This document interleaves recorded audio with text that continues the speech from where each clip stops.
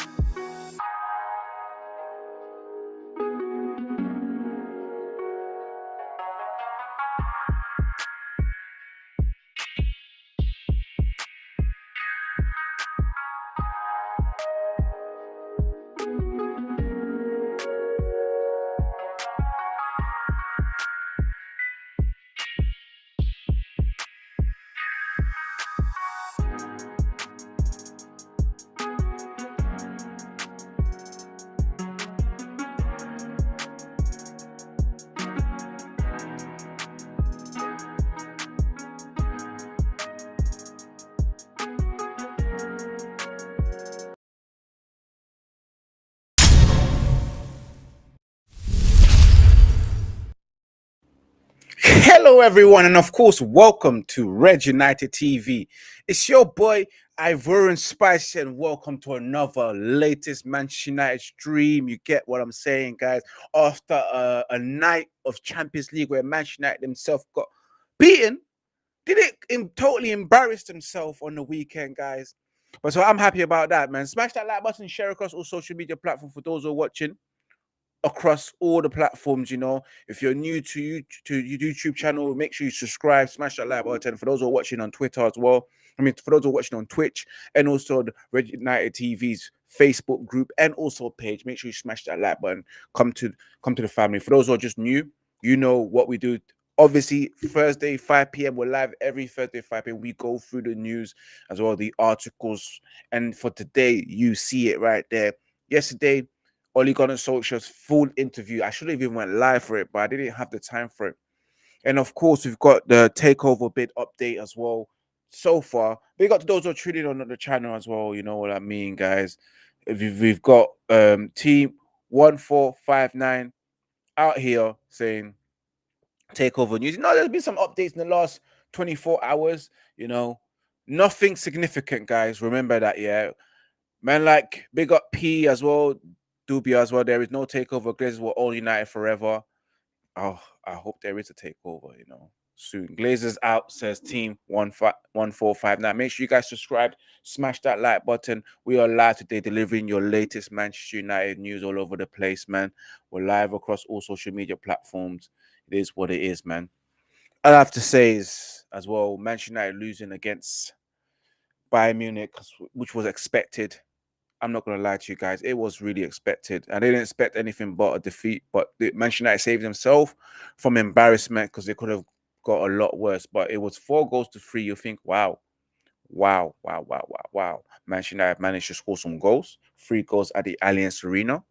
And you're thinking, what happened, man? Like, you scored 3 goals at the Allianz Arena and still lost, But we keep conceding goals. It hasn't been great for Manchester United. Defensively, we're not that great. We're not that solid from the midfield as well. We're just not good enough, in my very own opinion. Let me just sort myself out right there. Yep. You make sure that everything is crisp, man. Guys, make sure you continue to smash it out. We're going to start off. We're going to venture into the Ole Gunnar Solskjaer situation, the full interview. As you know, guys, Ole Gunnar Solskjaer himself has had an interview with The Athletic. I think it was Andy Mitten from The Athletic, who interviewed him, asked him various questions, and a lot of things came out. A lot of things came out regarding all these feelings, the experience, what really happened behind closed door at Manchester United, you know. And you know what's so funny? This all comes out at the wrong time, you know. We've had a lot of Hollywood, some soap opera. What we didn't need was our former manager going to speak and talk about what really took place behind closed doors at Manchester United. Ole Gunnar Solskjaer himself spoke about the players, yeah, spoke about captaincy, spoke about the owners, I believe. But yeah, big up to as well. Big up to Bobs as well. He says, why didn't he speak out before? I don't know if he had a non-disclosure contract signed up, you know, signed an NDA to not say anything until a year later or 2 years later, because my man's still out of job. But why now? Why now after the whole Sancho situation, after the whole Greenwood situation, and after the whole Anthony situation, after us getting packed in, you know, by Brighton? You know, do you see what I'm saying, guys? Why after all of this shit, you want to do an interview and put Man United up to lime, you know, on the limelight, you know? We don't need none of this shit right now. Do you get what I'm saying, guys? I'm out here clapping my hands like a pissed off black man. But it is what it is, guys. Smash that like button as well and subscribe. We're about to dive into the article.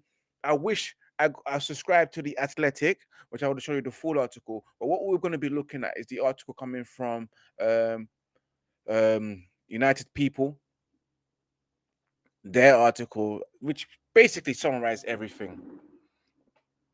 Let me just go straight. It says PW, make sure you subscribe as well. You look new to me as well. Enough time has passed where Ollie can say, see, it wasn't me. It's those players. I was perfectly okay as a coach. You know what I mean? You know, this is the right time for him to say, you know what? I told you it wasn't me. I told you it was those players. You see what I'm saying? You can see it now with Eric Ten Hag. You saw it against Ratcliffe. They throw managers underneath the bus. Some of them guys are lazy. Yeah, and then people will be thinking, you know what? It's not Ollie's fault, you know. You know, Ollie came out and told him the truth. He ain't lying. Those Ollie inners, those Ollie sexuals will be saying, he ain't lying. Why would he say such a thing? You can see it right now with Eric Ten Hag on the pitch. It is what it is. Yeah, but he wasn't good enough. They got to as well PW that says he wasn't though. He was crap. But he can spin it that way. You can spin it as much as you want, like it's Beyblade 3-2-1, let it rip, but it isn't. It's not gonna work with me. I ain't dumb. I ain't stupid. For those who are watching on Kick as well, make sure you follow on Kick. Make sure you follow on Twitch. Make sure you follow on Twitter as well. Make sure you follow on Instagram. Smash that like button. We're about to dive into the article. Yep. Straight away, as you can see there, Ole Gunnar Solskjaer clears the air in Intel all interview. Man's holding up clear the airs, you know. Let me just zoom into that as well. Like, I want to zoom in. So you guys can see that article properly, yeah? Can you just zoom in again? Yes, you guys can see that well. Like, you know what I mean, bro. Let's go straight to Ole Gunnar Solskjaer clears the air in Intel interview. Former Manchester United manager and club legend Ole Gunnar Solskjaer has finally cleared the air in an Intel interview granted to the Athletic, you know. People have to pay for this as well, for the Athletic to read it in full. The Norwegian who left Old Trafford about 2.5 years ago. It's been 2 years, you know. 2.5 years ago, my man's still unemployed. That tells me all I need to know. It tells me all I need to know about him, about his credentials, about his level as a manager.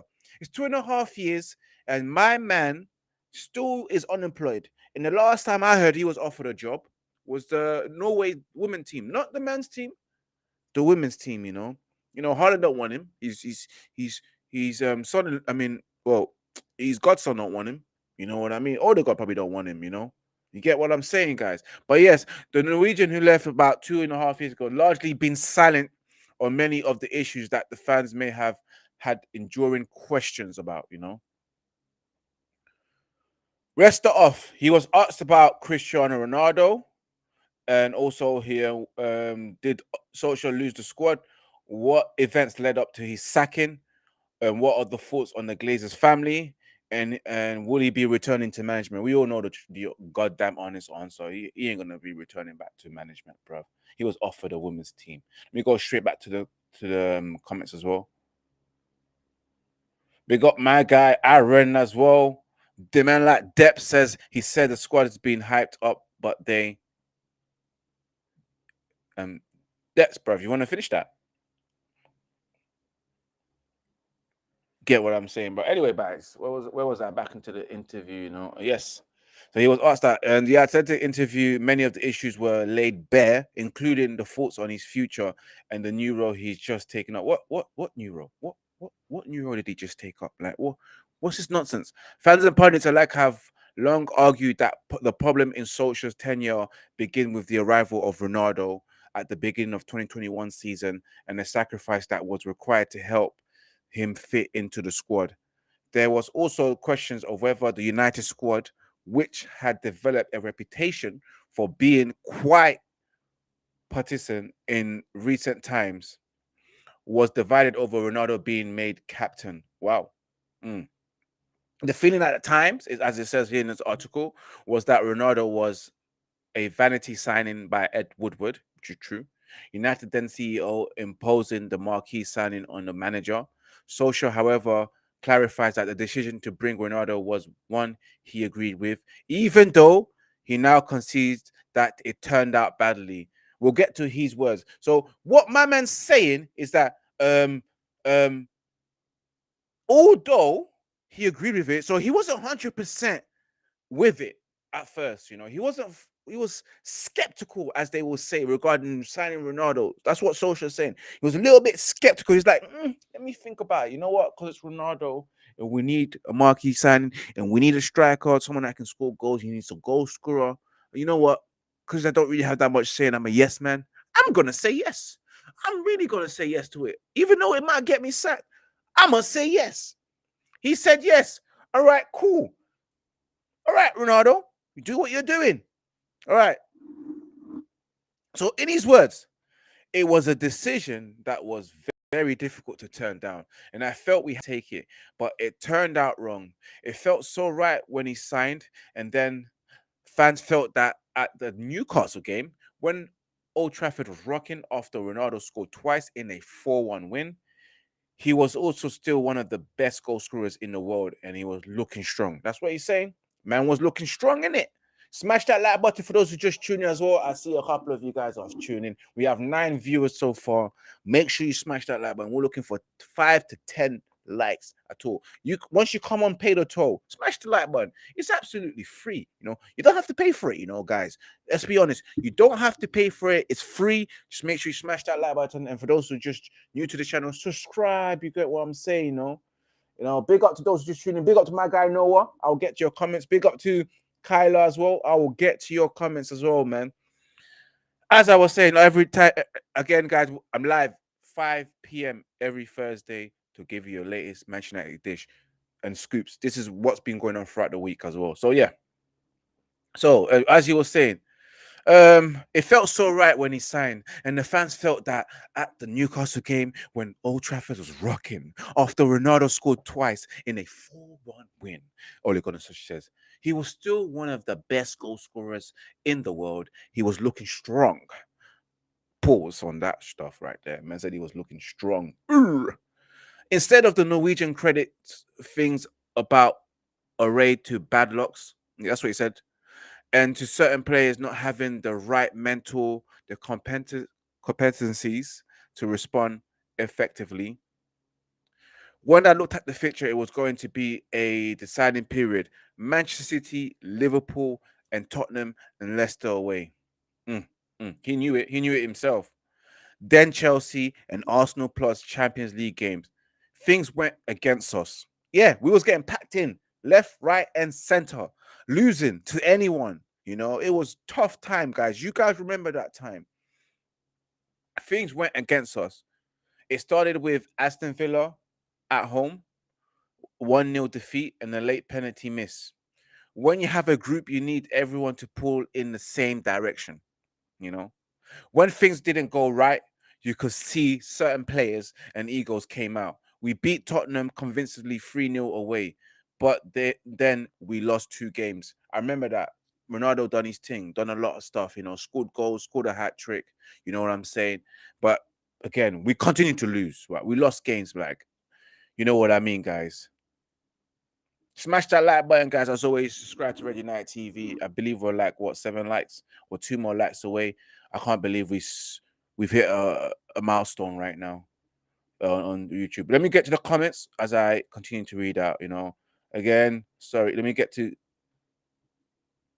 Kyla says we want Sheikh Jassim. We all want Sheikh Jassim. Kyla says Glazer out. Big up my guy Noah as well. One of my mods this season are in big trouble. I don't want to say this, but I'm starting to give up on them. But I'm not saying that I'm giving up as a Manchester United fan. I would never ever give up on being as a Manchester United fan. I think you're giving up on the players themselves. The manager, as I said before, I saw your comment on my Instagram page. You can clearly see we're tired of saying manager out and all that kind of stuff. We fed up with these players, man. Some of these players are still here. They're still here. They refuse to go, but they're still here. You know what I'm saying, Noah? And of course, Kyla says again, we want Sheikh Jassim. We want Qatar. Qatar in. Big up to those who are watching. Smash that like button, share across all social media platforms.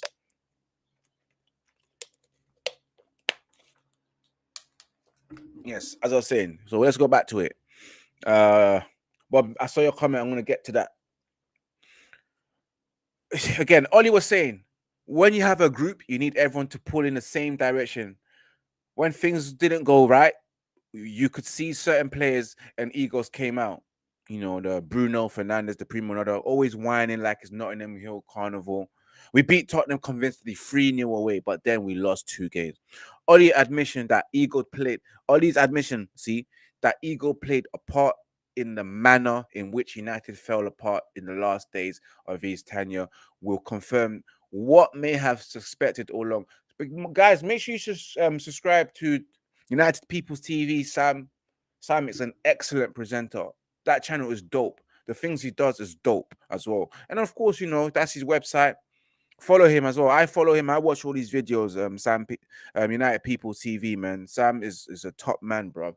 I think, in my very own opinion, the way he delivers things is better than any other YouTube content creators. Even Mark Goldbridge, in my opinion, he's far better.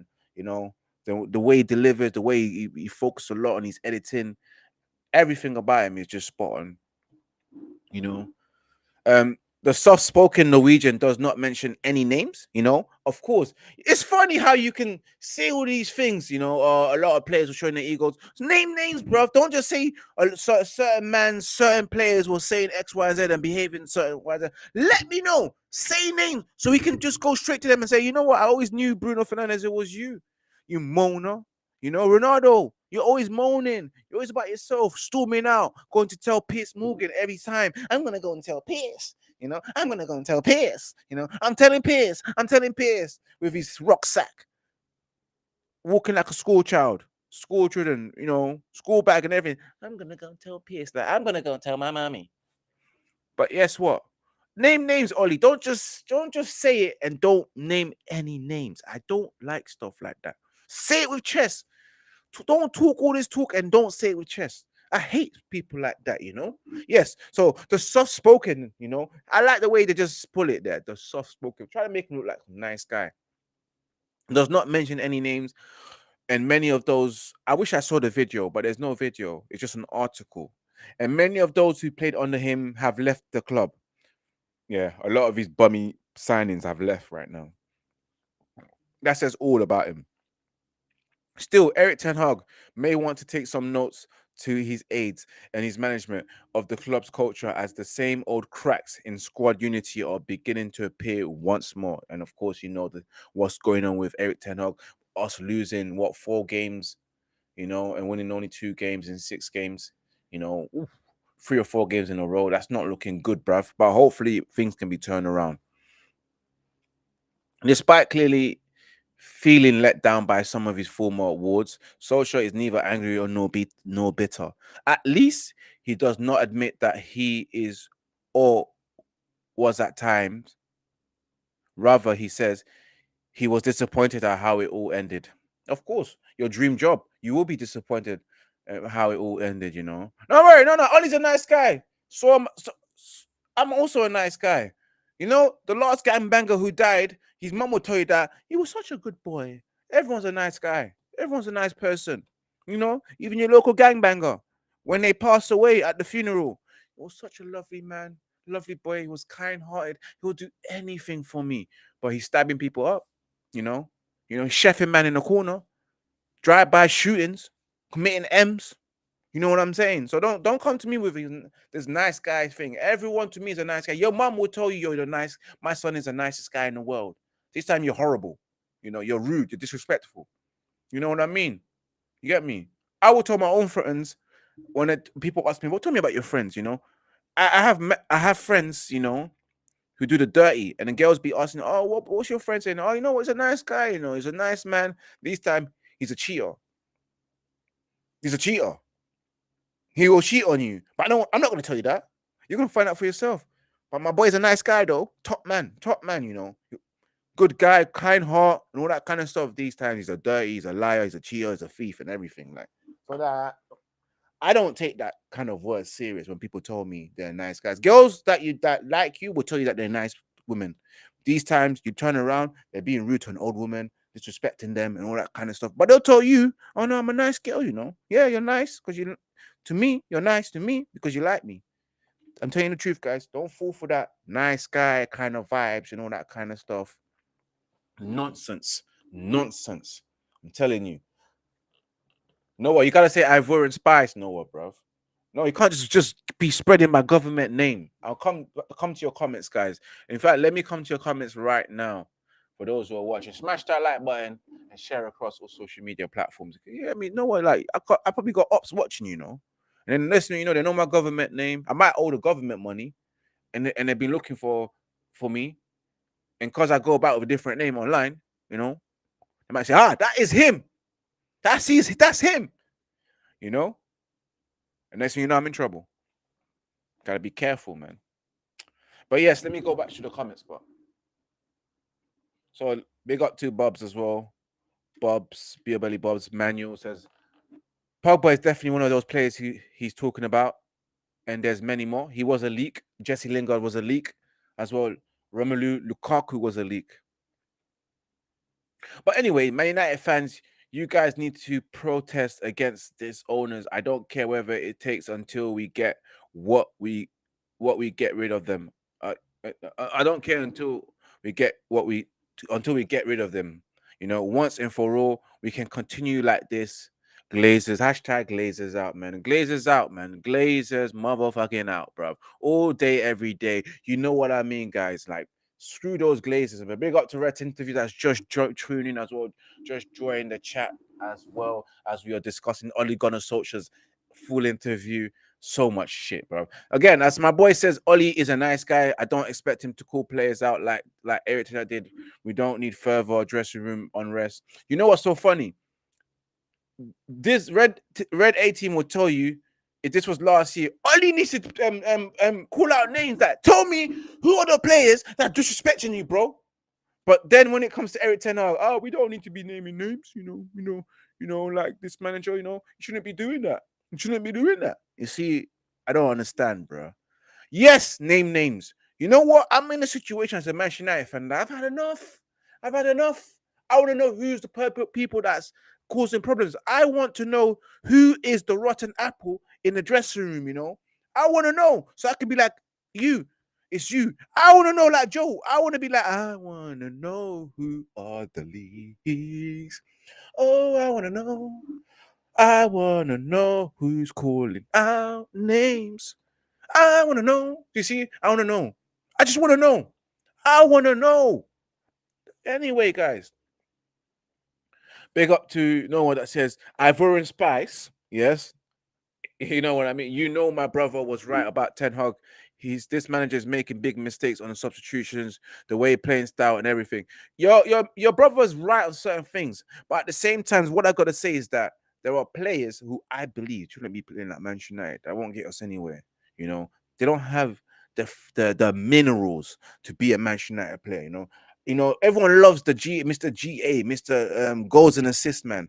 But as a football player, in my own opinion, in the 90 minutes of football, where you're supposed to be doing things, being tactically disciplined, keep the ball, retain possession, certain mans are shit. You know, I can blame the manager for bringing certain players in like Mason Mount, the substitution. But then again, there's injuries. There's so many shit. I'll be honest with you, Noah. You know your brother. He's already ETH out from day one because he thinks Ollie is good. But again, we're 2.5 years in. Ollie doesn't have a job. He's unemployed. He collects job seeker allowance. He has to go. He has to sign now. You know, I'm joking. He's a rich man, but that tells me a lot about him. I know that if Eric Ten Hag was to get sacked right now, 2 months you'll have a new job. That's facts. Look at Ragnick, he's got a job. Look at Ollie, no job. Got offered a women's international role. That tells me he's shit. Yeah, and Ollie should never be. He should have never been offered a job. Like, let's be real. Ten Hag is way better. First season finishing third in a trophy, 2 finals tells me a lot. You know, Ollie couldn't make a final. He needed Viagra to make a final. You know, he always in the semis, finals, semis. Until the day he popped the Viagra, we went to the finals and we still lost. We lost. You know, how can you put Viagra on and then you still come quick? You still come quick. You know, you get a floppy in the final. That's just a joke, man. That's really is a joke, man. That hurts man's feelings. I'll Anyway, let's continue as you were saying. Like I believe in Eric Ten Hag, but as well, we all know as Manchester United fans the structure of this Manchester United club. No structure, nothing for a manager to succeed. There is no platform for and no foundation for a manager to succeed. You've got people in the role that's doing things for the first time. You know, you've got Richard Arnold, a CEO of a football club for the first time in his life. He's never had this position before, never done it before. He's experimenting. You know, you got a director of football that's never been a director football before, no experience at the highest level, and just look at him. Like, let's be honest, like, and then you got Darren Fletcher, technical director, that was a coach. They didn't know what to do with him, so they just used nepotism and put him in a role. That's the first time he's ever been in that role. And then whose fault was that? The Glazers, the owners, they're hiring people who are incompetent to run this club. You know, and when you have a bunch of incompetent people, and you've got a manager that's competent enough, and he has certain things, certain standards, and you can't meet, how do you expect man to be successful? Even the manager himself, you know what? After all the nonsense, you come to a club, you ask them you want your players before pre-season, and they give you nonsense. They don't do things. They sign players during preseason and towards the end of preseason, and when the season starts as well. You know, instead of getting things right at the start, knowing that you've had a poor season under Ollie and Ragnick in one season, you need to fix up, but you don't. You tell us that you're gonna spend, you lie to us and all that kind of stuff. Like, we're gonna go ham in the transfer window. We're gonna spend big. We're gonna get those number one signings, but you're not getting number one signings. You get number twos. I remember quite clearly, Manchester United wanted Urian Timber. Yeah, they didn't do the business. It did not do the business. We got Lisandro Martinez, second choice. Manchester United wanted Frankie de Jong. They were going flying around, going to Barcelona with their suitcases. Those fucking dickheads, Richard Arnold and what's it called, John Murto personally flew there. What to come back with nothing? Look at you. You can't even negotiate. You can't negotiate. And we end up with Casemiro, which was great. But look at Casemiro now. You know, who else did we sign last season? We could have got Anthony months ago, before pre-season. You could have gone for 50 minutes, but you stood and waited and paid 80 million for Anthony when you could have got him for about 20 to 30 minutes million cheaper. That's just poor people running the club, you know. And the manager must think, you know what, I would have left. I'm telling you. And then you got the Mason Greenwood situation, yeah, as well, running throughout the whole season. The Ronaldo situation in the middle of your preseason, man, they didn't turn up, you know. It's just a headache. You get to a position, Ronaldo's gone. You get into November, things are looking way better. You know, after a poor start, you know, you're telling you bench Maguire, you get all you play Varane, you play Martinez, things are working out. You know, you get Malacia in as well, all these players, and you get to December, Manchester United are sitting third, yeah, And you're in a position where you can tell the board owners, listen, we're sitting third. We're only a couple of points away from Man City. It looks like we're in a title race, but even though we're not, can we reinforce, you know, our team so we can actually do something in the second half of the season? You bring us Weghorst, you bring us Sabitzer on loan. You don't even invest. Yeah, you're telling us that the club's up for sale, but you don't invest. You don't take things serious at all. You're in a position where you can just capitalize on it. You didn't do it. You let the manager down again by bringing in this workhorse, the workhorse, the workhorse, workhorse, the workhorse. And you bring in Sabitzer that gets injured, and you flop Manchester United season. I'm guarantee you, if Manchester United bought a proper striker after Ronaldo left, the fact that we didn't have Mason Greenwood as well, we would have done something. We would have actually got a better performance against Sevilla and not get knocked out. Better midfielder than Sabitzer. Didn't deliver. And then when you finish third, you win a trophy. You're thinking to yourself, the owners, are going to sell in the summer. The moment we lost to Manchester City, guys, I know I'm going a bit off topic, but I just want to make my point. The moment you lose to Manchester City, you're thinking, I wake up the next morning in the FA Cup, after the FA Cup final, I want to see breaking news. Manchester United being sold to the Qataris. You don't even do that. You don't do that. We go throughout the whole summer. You bring in Mason Mount. Who the fuck wanted Mason Mount? I can't believe it. The club went for Mason Mount, who was doing jack shit throughout last season. Leftovers. Chelsea reject, bruv, in my opinion. A player that Chelsea said you can leave, like, if you don't want to sign a new contract. And you didn't do that. You signed Mason Mount for what reason? And then that's on the manager as well for identifying him. But somehow I feel like it wasn't his first choice. Probably there was a second or third choice. We wanted a striker, probably two strikers, a world-class striker right now that can do things, and an up-and-coming striker that can compete. We wanted to sell Harry Maguire. We wanted to sell so many players. The club didn't do that. You couldn't get rid of man. The club couldn't get rid of that. That goes down back to the Richard Arnold and John Myrtle and the chief negotiator. To be fair, the chief negotiator did his job. They were quoting ridiculous fees. Chelsea was recording 80 million for Mason Mount. He knocked it down to 60. So the chief negotiator did his bit as a negotiator. He negotiated down on certain transfers. Look at the Hoyland situation. They wanted about 80 million euros or 80 million or close to 100 million, whatever. They knocked it down to what, 75 or whatever, 55 million euros and add-ons and all that kind of stuff. They made money. They did well. So the chief negotiator did his part. Yeah. But again, the Harry Kane situation. If we had new owners, that's where the owners flopped us as well.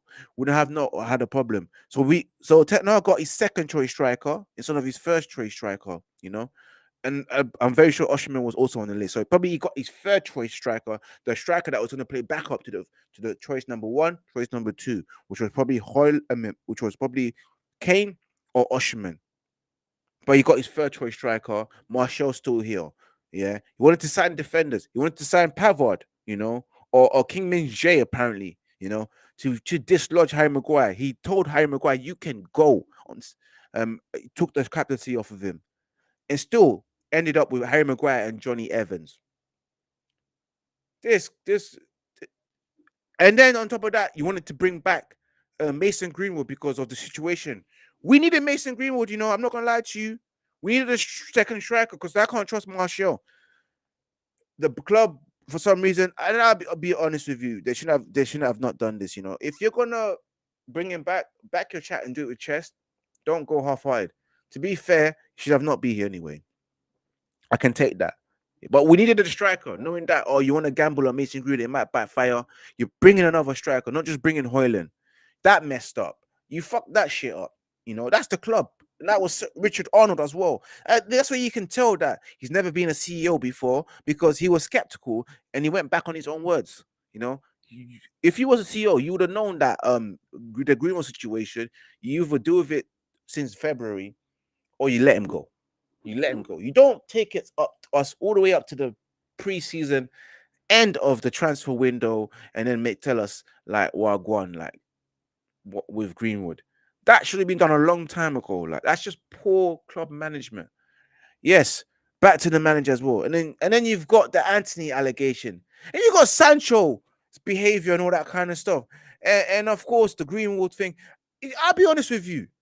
I would have had grey hairs. Lucky my man's bald. And I would have quitted. You guys would have quitted. Long time ago. Long time ago. I would have quit during preseason when I wasn't getting my first choice, second choice signings, getting third, fourth, fifth choices. It's not an easy job to do. And you've got idiots who run the club, and you've got idiots who runs the everyday activities of the club. So, of course, the manager's going to fail. The manager will fail. I'm not going to lie to you. Anyway, let's go back.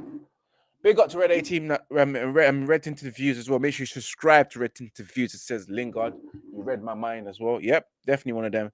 Big up to Noah as well. Says that big up to Red Tinted Views, the legend. Yeah, you guys just follow Red Tinted Views on Instagram as well. The guy is amazing with his content. You know, sometimes I look at him as like, I wish you can do my graphic design. You know, and one day I'll stop paying you. God willing, as long as I make money from this stuff, I will pay you. You know, the guy's amazing. You know. Graphics design. In fact, I feel like he should teach me, you know, so I can improve on my graphics design. Because I do everything myself. I'm self-taught, but I'm not at his level. Yep. Red tinted Bob Manuel says protesting ain't helping. We need to stop buying merch, stop going to games, buying season tickets as well. We need to. It's true. We need to stop buying merch. I'm not gonna lie to you guys. Wished Ollie threw Glazers under the bus like they did him in the transfer window. Hella promises, but end up with loan deals and panic buys. Absolutely. Large up, my bro. And of course, foundation starts at the top. Bubs as well says Erich Hag is not the main problem. It is the board. We have to give him time. Paid 80 million for a right foot. Yeah, I know, innit? I know. It's mad out here, you know. And Weghorst, the defensive striker. Yep. The workhorse. Yeah. The Glazers have ruined the club. Yep, absolutely ruined this motherfucking club. Mount was fifth choice. Absolutely fifth choice, man. But let's continue this article, guys, because I kind of overwent my rant for some reason, you know. Okay, so back to it, yeah. So despite clearly feeling let down by some of the former awards, Solskjaer neither angry nor bitter. At least he did not admit that he is or what was at the time, rather than say he was disappointed at how it all ended. Not angry, not bitter, disappointed. I've not managed to do my dream job as I hoped. He said that was his dream job, managing Manchester United. Solskjaer is even charitable towards the Woodward, who ultimately made the decision to axe him. I reckon because he didn't want to sack him. We know that he was very skeptical on sacking because everyone at the club liked Ollie. He was a nice guy, apparently, like Red A Team. It's funny how Red A Team comes to the part where I talk about Solskjaer and then disappears to say 1-2 words. Oh, he's a nice guy, and then disappears. How about you address the group chat, my friend? My brother, address the group chat. I got a text, or Ollie says, I got a text message that the next morning from Ed Woodward saying he needs to see me in his office at Carrington. That text message is scary, you know. Like your manager screen messaging you or sending you email saying that I need to speak to you early in the morning when you come in. Your head is spinning. You just don't know what's coming. Your heart is racing, especially the night before you go to bed. Yeah, that's peak. You're not sleeping properly. You wake up at 4 o'clock in the morning, 5 o'clock in the morning, and then you just can't sleep. And then as you go to work, the anxiety kicks in. Obviously, you're shook. So he said, I've got a text message the next morning. Ed Woodward saying he needed to see me in his office at Carrington. That was pretty hard when you've been at the club for 18 years with all those good and bad times. I had a lot of backing and good times with Ed. He gave me the chance for that, and I've always been grateful. But how about the Glazers? This article points out. How about the Glazers? Solskjaer is more guarded in talking about his former employees. According to him, in my conversation with them, and they were honest and upfront. I had to be patient and mentally strong, and I was. And they backed the manager now. While offering limited praise, the implication is that he didn't feel fully supported at themes that he had been persistent since the Glazers acquired the club. I think they meant at times that he has been persistent since the Glazers acquired at the club. Because, sorry, I read that wrong. Didn't feel fully supported. A theme that has been persistent since the Glazers acquired the club. My bad. Solskjaer remained respectful in speaking of the Glazers. However, the interview quickly moved on to other subjects. So it said, moved on to other subject, mad thing, sad thing. Let's continue reading that, When asked about Jadon Sancho, who United brought from Borussia Dortmund, Ollie makes an interesting admission. Guys, you gotta hear this. You gotta hear this out. Hear the admission. While he mentioned that Sancho, like Ronaldo, was a player he wanted, he also admitted that the scout had identified him as a top choice to fill United vacant right flank, but the players himself preferred to play on the left. So the scout told you they recommended him, but the player, as you probably know, favorite position is play on the left. And while he was at Dortmund, he was playing on the left as well, and he shined more on the left. So why? And then this explains to me why, when Ollie bought Jadon Sancho, why he was on the bench. It makes clear sense of why he was on the bench. Anyway, such questionable decision making in emblematic of United's scattergun approach under Woodward, one that new CEO Richard Arnold has tried to fix with the appointment of Darren Fletcher as technical director and John Murtaugh as director of football. But again, you appointed scrubs that know fuck all about their position, about their role, and think things are going to get better. You're a joker, you're a clown. Sancho is yet to find his feet after 2 seasons at United. With the player having publicly fallen out with Eric Ten Hag, his future appears highly questionable at the moment. And what about Solskjaer's future? He's been busy with youth football, he says. Yeah, apparently he's got a job, youth football, some under 16 or under 12 team, because you can't get a job in senior men's football, you know. He can't get a job like that. No. He has to go and work with kids because kids will listen to him. Probably the kids will respect him, because it's Ole Gunnar Solskjaer. He probably moves like red A team, fascinated and all that kind of stuff. So yeah. So as I say, yeah. So back to him. He's been busy with youth football, but now he'll be taking up as a UEFA technical expert. UEFA, you don't need him. What expert is he in? Expert in relegation, expert in failure, bro. I'm doing a lot of coaching 4 times per week. We have 3 teams. He's doing a lot of coaching. You need to work on your craft, mate. So all he's telling me that he's not really just been at home. He's been doing some coaching, probably improving his coaching, my man's still learning after 10 years, still got the L plate. And he beamed when he said that as well. Helping the kids who enjoy it. You see a different side to football, the grassroots, accept it at all. Plastic pictures here. You see the brightness in their eyes. They listen to you. You want them to learn. You see what I'm saying? Because they listen to a minute. Normally, the normal players, like, they'll be like, hey, what do you think you are? You joke, man. Don't talk to me like that. What do you have, bro, as a manager? Ollie Ollie can't really tell you much because he hasn't really achieved anything as a manager, Hasn't won a trophy apart from a trophy at Mold. Like, anyone can do that, man. Anyone can win a trophy at Mold, man. Like, that doesn't really impress me or surprise me. Like, it means jack shit to me, man. But yes. But you start to miss it, professional football. When you see the game, either in person or on television, since I left United, I've traveled around as a fan with my kids, going to places like Napoli and Milan and Dortmund to experience games. We loved it, says Ollie. My role with UEFA means watching Champions League matches in person. I can watch teams from a different perspective than being a manager, analyze them, solve problems. You couldn't solve Manchester United problems, so you don't think you can solve anyone else's problems, and see how both teams will try to hurt each other. Then I'm going to the east coast of the United States in a few weeks to see Wayne Rooney and David Beckham see a few games and see what's what. Yeah, go to your mate's place, yeah, and see what's what. That's what you can do right now, Ollie. It's been nearly 2 years since Solskjaer's left Old Trafford, and the fans will surely think back on his time with more fondness than any negativity.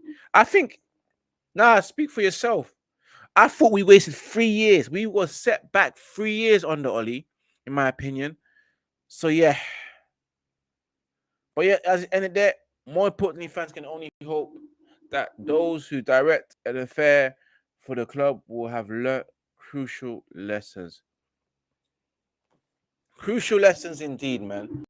You know what? Yeah, like I said before, what Sam was saying, there's no fondness in my opinion, more bitterness in my opinion, you know. So I just think he was a scrub as a manager. He wasn't good enough. Never was good enough, man. Nah, he was dead to me, you know, proper dead. Bob says, I always knew there was problems with United scouts. You know, they recommended it, but they didn't even tell him like big man thing. Yeah, he's better on the left with Sancho. You know, how can you say he'll be tremendous for right and he doesn't really do his best on the right hand side? Nah, this club is a joke. This club is a joke, man. As Bob said, the scout are incompetent as well.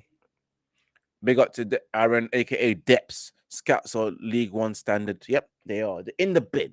In the bin. Like these men are jokers. But yeah, guys, you guys let me know what your thoughts on so far. As always, remember to subscribe to Red United TV. Smash that like button. Follow Red United TV on Instagram as well. Follow me on Twitter.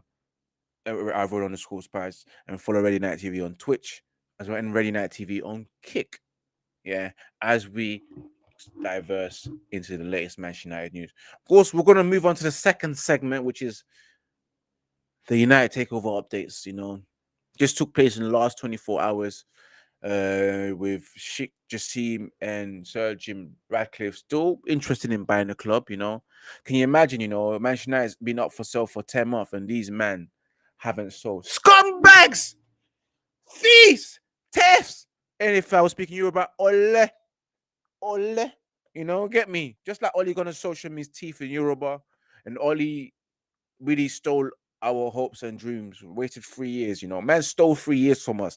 Oli thieved 3 years from us, you know, of progression. Set us back. So Oli was a theft as well. But yes, this Glazers are thefts, man. Since he's spoken, we have scored late goals though. So, I know. And yeah, man. As I say, so back to the Glazers, the thefts. So let's move on to this next article, guys. Make sure, guys, remember, guys, we are live. I believe Saturday, 7:40 p.m. for the watch along against Brent. No, not Brentford. I mean, Burnley. Easy 3 points. I expect 3 points from against Burnley away. Don't give a shit whether it's windy. We must win that game. Otherwise, we're just trash. We're trash. And if we lose that game, I think we're in big trouble. Like I'm thinking it's probably coming to close to the end of 10 Hag, but we can't react so early in it. So early into season. We let Ollie stay till November. 10 Hag can't get sacked in September. No way. And we've had a bad start last season as well, and we made up for it. So let the men make up. Let the men cook, as they will say. Let the men cook. Let's venture straight into this article, which is regarding Manchester United's sell. This is coming from the Sun. Oops.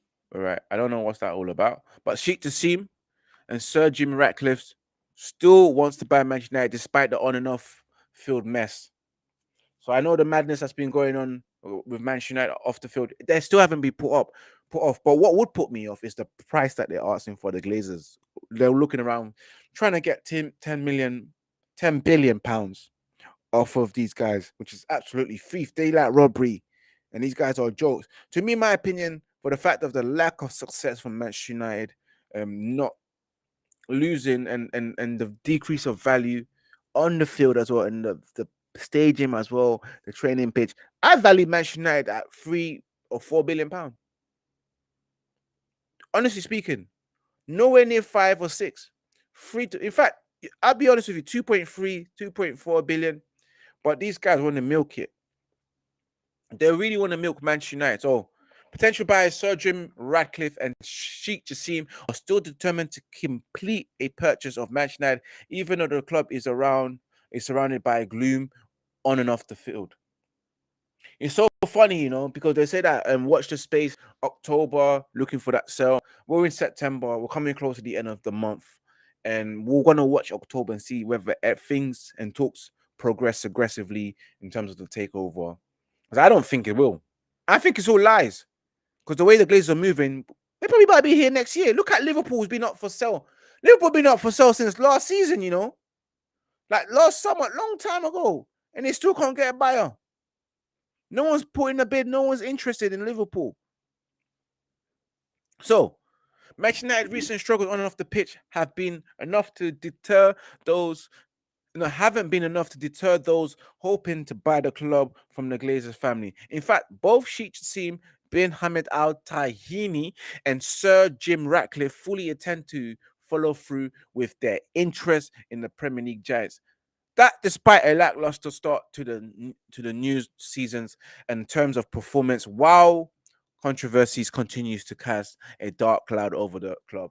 Yesterday's defeat, the Sancho, the Mason Greenwood, the Anthony, the L's and L's and L's, the poor start to the season. They're not put off, which is a good thing. So they're still interested because why? They feel like, you know what? I know what I'm buying when I'm buying Manchester United, and I know probably I can fix it. I don't know about Sir Jim Ratcliffe because he's pocketing that deep, in my opinion. He ain't like the Qatars. He ain't like Sir Jim Ratcliffe. His pockets are deep. You can just throw money at the problem and hire the right people and fix things. So in fact that both Sir Jim, Sir Jim, Sheikh Jassim bin. Wait, what am I saying? I've lost my train of thought. Let me drink some water, guys. Let me drink some water. The mouth is getting dry.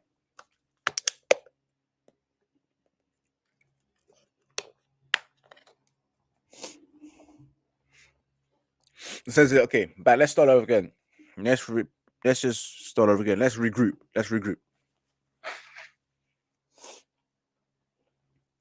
Recent struggles on and off the pitch, again, haven't been good enough to deter those hoping to buy the club from the Glazers family. In fact, both Sheikh Jassim bin Hamad Al Tayyini and Sir Jim Ratcliffe fully intend to follow through with their interest in the Premier League giants. That, despite a lackluster start in the new season in terms of performances, while controversies continues to cast a dark cloud over the club. Sky Sports reported both prospective buyers still want to close a deal. The discussion approaching their 1-year anniversary in what's been heavily drawn out process.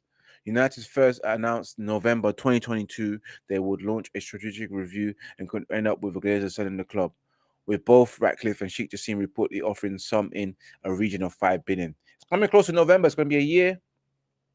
It's gonna be a year since these men said like, "Oh, the club's up for sale." You know what I mean? Please, we're gonna sell, or we're looking for potential investors. But these men ain't found no investors, man. Smash that like button. We reached, I think, 9 likes so far on the YouTube. For those watching on Twitter as well and Twitch. For those watching on Twitch, for those watching on Facebook, and for those watching on Kick, make sure you follow on Twitch. Make sure you follow on Kick as well. Make sure you continue smashing that like button as well. And make sure you subscribe to Reggie Night TV for those who are new. Again, live every Thursday for your latest Manchester United news. For the catch up, I may have to speak to the guy to see if we can do it on Sunday or Monday. We'll see what day is best. But really and truly, I want to be doing the catch up on the days we play or after the day after. But I understand that not everyone's going to be free. So we'll find out who's free. which I need to do, which I need to ask as well, guys. So make sure, guys, you might have to catch up this Sunday or Monday. So I just need to find out from the man them what's going on. Okay. So yeah, I understand the incumbent owners extend the sale process in an effort to coax a bigger sum. However, there's a chance the gambit could result in the takeover price actually decreasing, particularly as the club's on and off field concerns could make them a less desirable asset. And let's let it continue, because I don't want Manchester United, the owners, to get as much money as they can. I want them to get the least money they can from this takeover, from this sale. If they end up selling the club for 2 billion, I'll be so happy. I'll be like, ha, good on you. You waited all that time. Now no one wants to really buy. Big up Stephanie Griffin as well. Just tune in as well. Yeah, so one source close to the sale told Sky Sports a longer auction will ultimately work against the Glazers in their effort to secure a higher sell sum. The longer they demand more money, the more the very assets are trying to sell being the value. Manchester United lost 500 million in valuation or whatever, just stock market and all that crap in the States. So yeah, I hope they continue to lose. Look at this guy. I want this guy. I want this guy right there, man. Sheikh Jassim. Me want you, bruv. Pause on that kind of stuff. We don't want that guy. Look at that. He looks finished. He looks like he won't be around for a bit long to enjoy the success of Manchester United. So why don't you get this young man right here who will oversee a lot of things? You know what I mean? Like, you know what I mean? Oh, it's crazy, man. Let me stop the guys. You guys let me know your thoughts on this situation so far, Let me know what you think. Let me just go back to the chats. So big up Stephanie as well. That says remove the imposter owner board over hype players. Yep. Big up to you as well, man. Thank you for tuning in as well. Smash that like button, subscribe, and share across all social media platforms. Make sure you pose your questions, Manchester United related, as I continue to go on. We're about to move on to some other news regarding Manchester United. I've got another article that talks about potentially Ten Hag being sacked, and then we go move on to Scott McTominay, Joker. Ten Hag sacked considered by worried Man United as deep crisis leaves manager on a tightrope. I think it's a bit too early to be talking about sacking a manager, in my opinion. Like I said before, we gave Oli 3 years, and in those 3 years, he done fuck all. He done fuck all. Many the Viagra to get past the semis. And when he got to the semis, he still busted up real quick and never really had the hard on for the whole match. Because listen, when they make substitutions, he lost to Villarreal in the final, and it was just embarrassing, really embarrassing. So yeah, according to reports, Manchester United are considering sacking Eric Ten Hag as a result of poor start to the 2023-2024 campaign. It said according to reports, but I don't believe in this. The manager was chosen to replace Ralph Ragnick after a dismal spell as Man United interim boss at the end of the 2021-2022 campaign. The Dutchman overcame several issues to enjoy a fruitful debut season at Man United as he helped the Premier League giants with the Carabao Cup and finished in top four. Second seasons are always hard. I'm telling you that now. We have to look in the mirror. Ten Hag back pages as Ten Hag lost that's what the back page was shot. What Sky Sports are talking. Look at the dialogue. Sharp, Clinton, Morrison causes. This is a huge blow for Man United. Are Man United issue affecting the club? Yes, they are. They are. The verdict mentally forget cost Man United.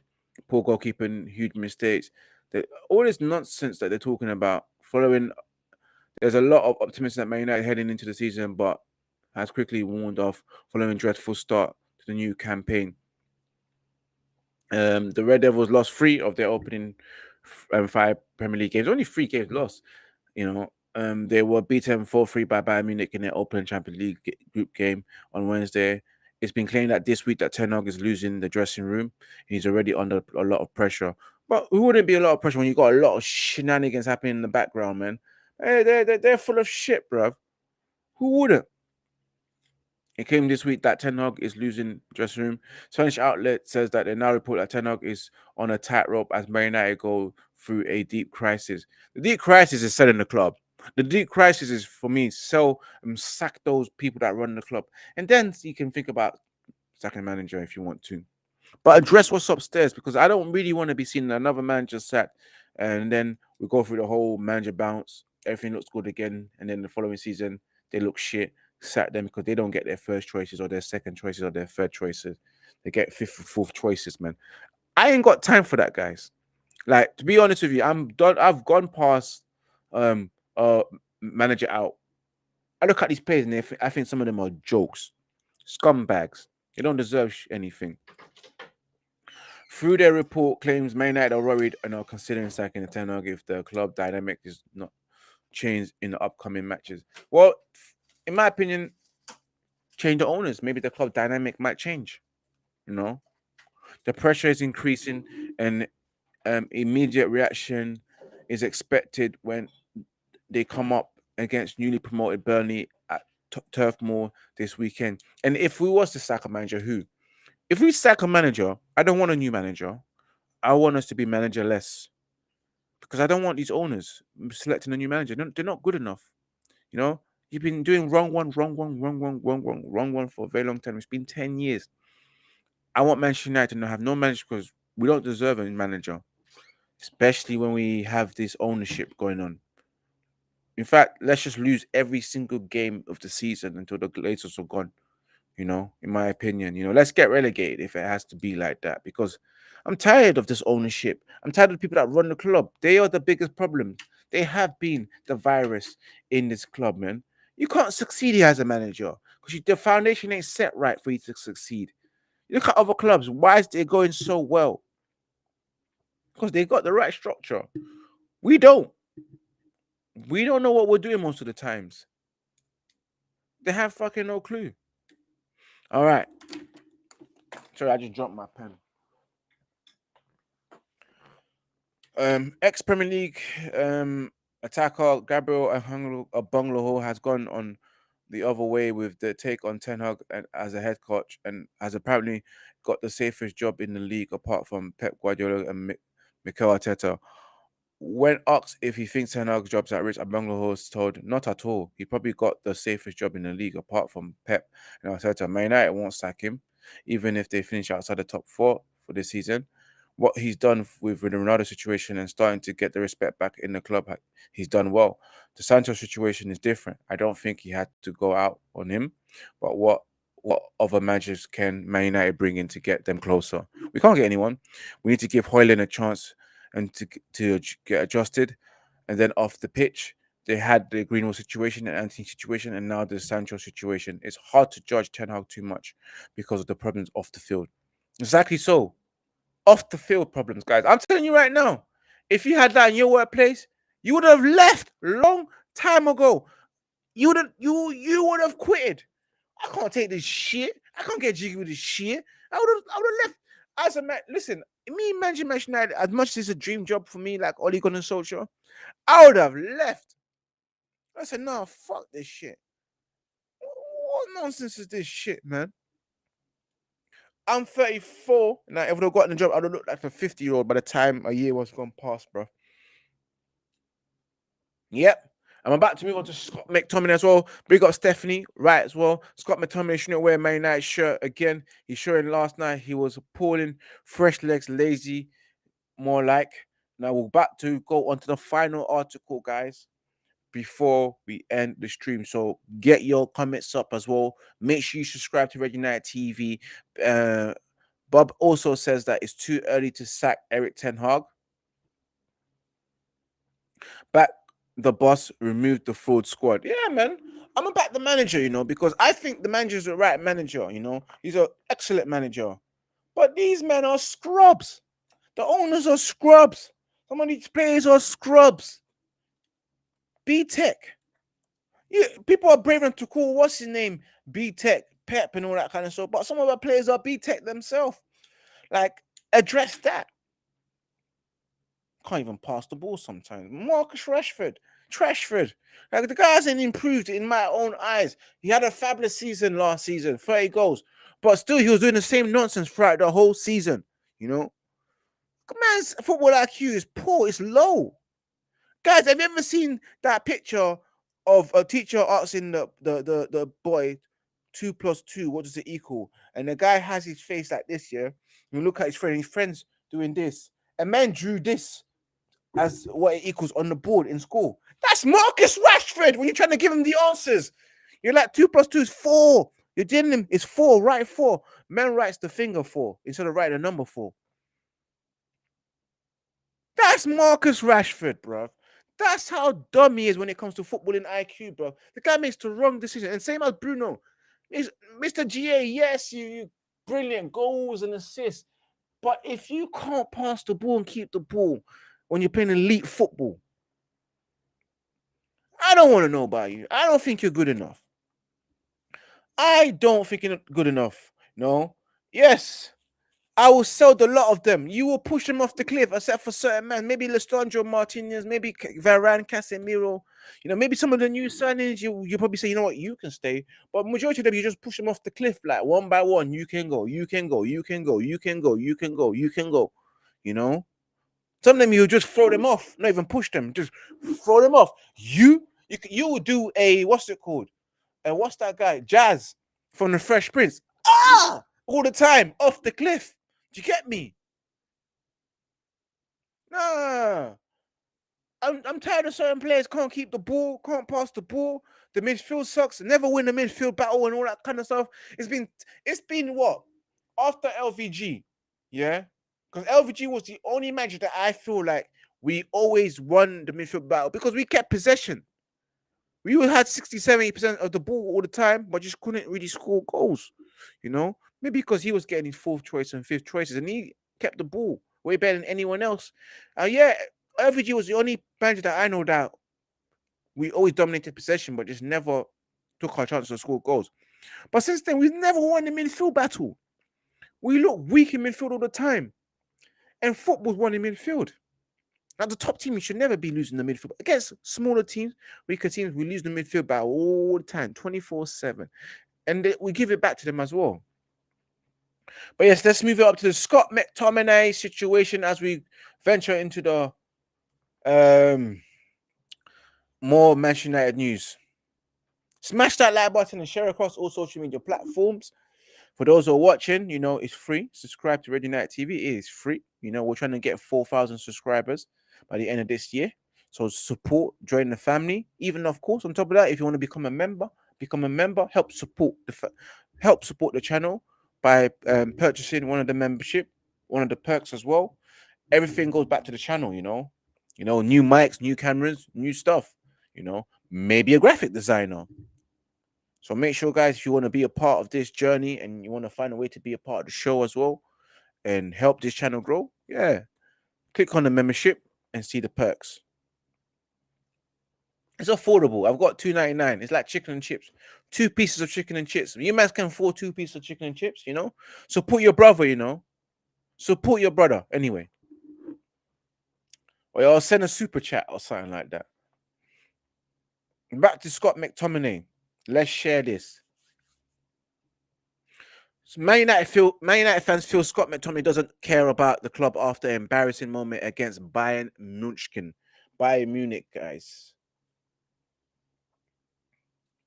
Manchester United fans were not happy with Scott McTominay after a moment during their 4-3 defeat to Bayern Munich, as supporters accused the manager of the midfielder not caring.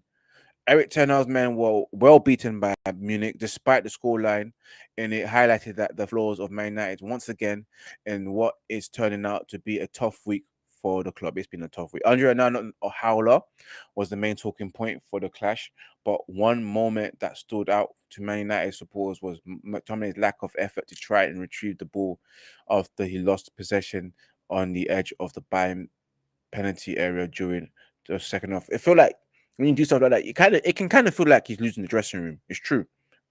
It can kind of feel like it. After taking a heavy touch on losing the ball to Deo Upamecano, the Scotland international looked to ground slowly, jogged back, despite only coming onto the pitch 10 minutes earlier. Man United fan jokes that the referee put in more of an effort to get back, and it proved to be an embarrassing moment. Let's have a look at that video right there.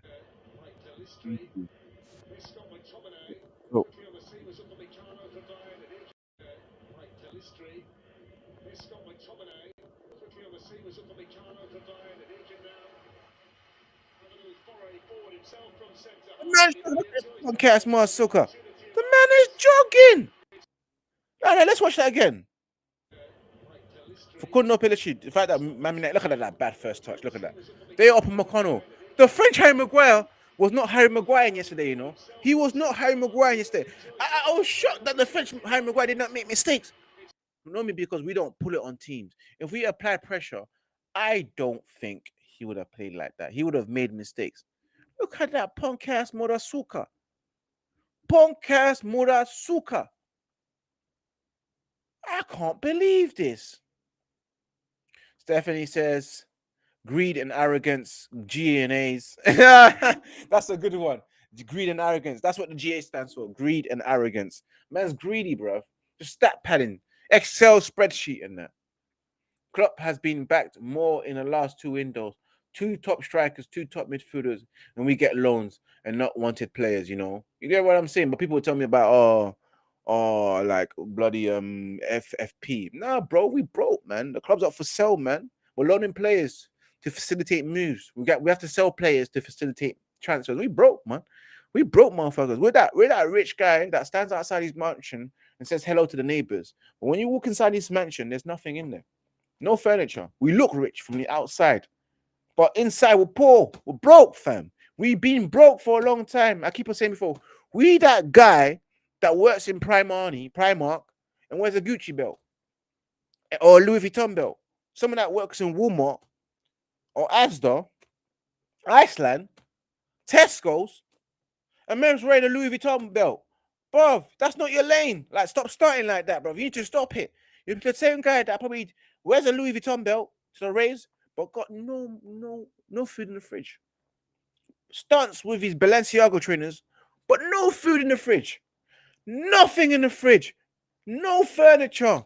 Nothing. You go to his house, there's no TV. But bro, I swear you got a Balenciaga. I swear you got a Moncler jacket. What's all of this? What? So you're a fake rich man? You're a fake baller? That's Manchester United for you. Fake ballers, bro. Had enough of this club, man.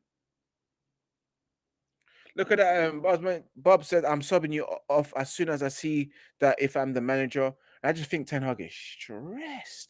Less stress, you know. Less stress. It is stressful, you know. I wouldn't be able to deal with this kind of stuff, man. I would quit, you know. I'm not gonna lie to you. I would start protesting and just say, you know what, yeah, let me just call in sick. This is the type of job that you call in sick every day. I'm not gonna lie to you guys. Smash that like button and subscribe and share across all social media platforms. I'm just about to go through the Twitter thread of what I follow. So we'll see some news there, see what's popping before we just end the stream. Let's see what's going around the world of football. We've got Fabrizio Romano talking about something else. So, yep, let's go. This is where we see what's going around in the world of football. Look at that. Fulham manager Silva and Paulinho deal for January. I cannot control the future, but we receive some big offers. The size of that will be more noise around the club. Why didn't we go for Paulinho as well? He was a good buy. Not just Amrabat, but Paulinho was a good defensive midfielder as well for Fulham. The fact that Bayern Munich was going for him, that tells me a lot.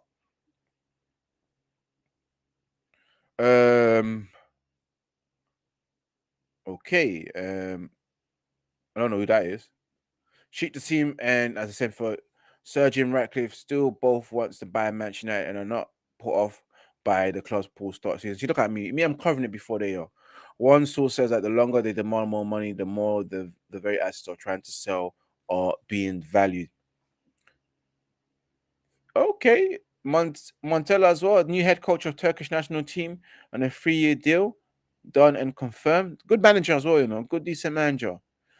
Talks already started against for between Crystal Palace and Eberechi Eze's camp over a new contract. Eze was in Manchester City's list this summer, but negotiations will continue in order to discuss the new deal at Crystal Palace. Well, see, he wanted Eze, It's a good shout. Good shout. Who else is this? Okay. Don't give a shit about him. Leo Messi is on next World Cup. I want to arrive to the next Copa America in good condition. Then we will see, depending on how I am. I'm not thinking about the next World Cup yet. The years have passed, and we have seen how I feel. We'll see how I feel. I will see it day by day. I don't think Messi will make the next World Cup, guys. You guys let me know. Tottenham are set to part ways with chief scout Leonardo Gabinini. The club expect to appoint a new sporting director soon.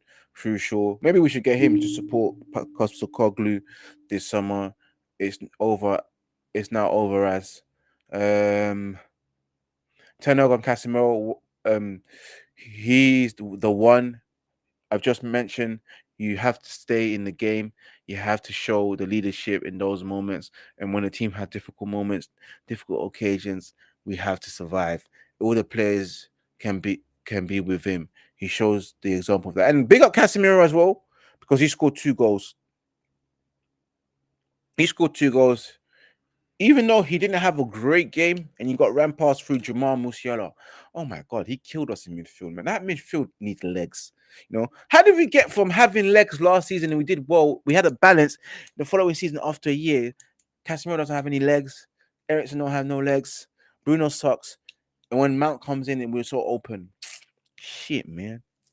All right, then. Julian Nagelsmann has become the new head coach of Germany's national team. In the next days, the agreement is finally on the verge of being completed. Details left on the staff, but agreement is in principle reached with Nagelsmann and his agent on the contract. So that would have been someone we probably would have went for. Manchester United players as well, showing their respects. And I think this is at Germany, isn't it? This is at Germany with the Munich crash. I think they did that last time as well. And again, there they are again. Little Rose there in Germany. Yeah, in fact, they should be wearing black. We got killed yesterday. Ivorian Chouameni. I feel very good as my personal situation. I play a lot of football and I have to continue like this. I think leaving Real Madrid was never a serious option for Chouameni in the summer, and he wanted to stay. That's what they have to say about Chouameni. And of course, Sergio Regulon via IG, we lost together. We will come back together, stronger together. What do you guys think about Sergio Regulon? Because I think he's way better than Shaw in what I've seen. Shaw, to me, I don't rate him, and I don't rate Shaw. I think Shaw is not the best. 10 years, I've seen nothing. And I love the way he supported Onana as well. Onana, big up Onana as well. He showed, like, he took accountability. Sergio Regnon as well on Instagram say first of many, my bro. Rasmus Højlund technically scored 2 goals, 1 VAR, and scored a second goal. So two starts, he scored 2 goals in my opinion, but obviously 2 starts, 1 goal. And it shows me if we find him a bit more, we can get goals, man. We really can get goals. And Kobe Manu, please come back as quick as possible. Anwar El Ghazi when become a new mains player on the free transfer. Here we go. Remember, he was linked to us apparently. Look at that. He's going down there. First goal for the club. I like Højlund, but we don't find him a lot, And look at that. David Raya that people were saying that we should have signed as well. Doing well at Arsenal, making the right choices. And Bayern director says Spurs back close for Hurricane. We never revealed anything about contract details. We have a 4-year contract with him. He's very happy. He's very, very happy. We're planning a long term with him at Bayern. He will shape this team and an era here. I'm gonna end it there, guys. Wait. Ten Hag, it's good that Onana is taking responsibility, but it's about a team. We bounced back as a team. Onana very clear. The team was good. We did it we didn't win Bayern game because of me. Yeah, I like the fact that he took responsibility. Certain man's like, Harry Maguire will blame other people but themselves. Anyway, guys, smash that like button, subscribe to Red United TV. We have reached the end of the show, the stream. Big up to everyone as well. What a wonderful stream it was. Always remember to subscribe to Red United TV and follow me on Instagram as well, and follow me on Twitter, and follow Red United TV on Twitch as well, and also on Kick as well. And we might be doing the catch up on Sunday, the day after. So probably roughly around 8 or 9 p.m. I think 8 p.m. I reckon, or 9 p.m. depending on the time, and it depends on the availability of everyone as well. So make sure you guys keep the heads up. Look at the planner as well and see what's going on as well. We've got we've got the watch along on Saturday at 7:40 p.m. It's an 8 p.m. kickoff, late one. So make sure you guys watch that or tune in. We're going live again. We go again. Hopefully we can beat Burnley, man. But as always, guys, as I say before, remember to keep it united, and remember to keep it Red United. Your boy is out. Peace out, and see you next time. Boom.